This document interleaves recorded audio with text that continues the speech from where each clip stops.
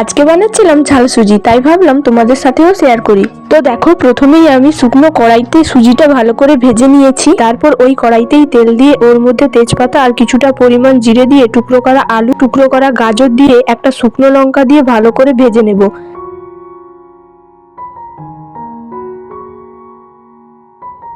তারপর দিয়ে দিয়েছি পেঁয়াজ কুচি, টমেটো কুচি আর কাঁচা লঙ্কা কুচি আর গ্রেট করে রাখা আদা।